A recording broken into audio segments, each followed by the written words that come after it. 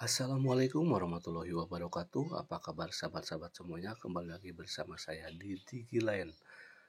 Kali ini saya akan berbagi bagaimana caranya untuk membuat kartu keluarga secara online. Namun sebelumnya yang baru bergabung jangan lupa subscribe terlebih dahulu, kemudian like dan berikan komentar kalian apabila ada pertanyaan.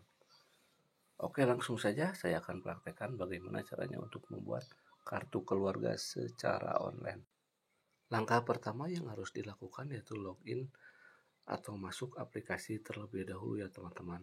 Kemudian pilih pengajuan kartu keluarga dan pilih penerbitan KK baru atau perubahan data maupun penerbitan KK karena hilang atau rusak.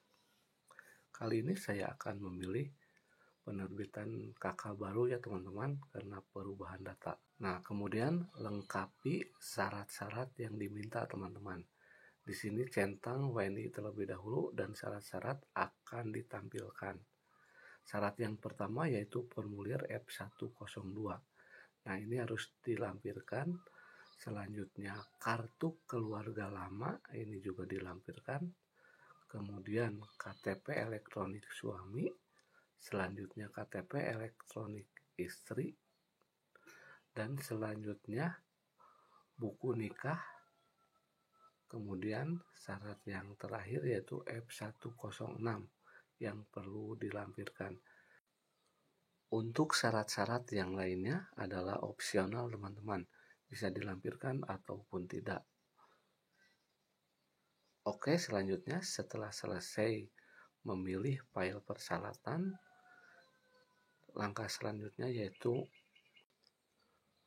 mengisi catatan pemohon. Nah, di sini bisa diketikkan sesuai dengan permohonan, misalnya penambahan anggota keluarga baru karena kelahiran anak baru, ataupun yang lainnya tergantung apa yang akan diajukan dalam perubahan KK tersebut.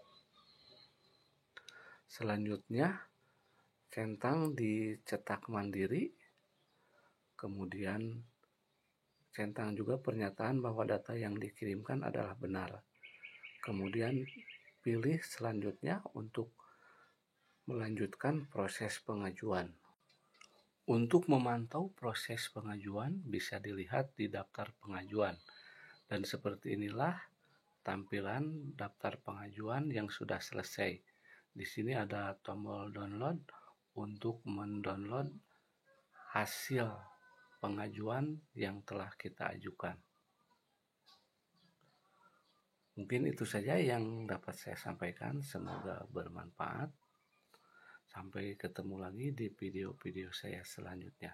Terima kasih.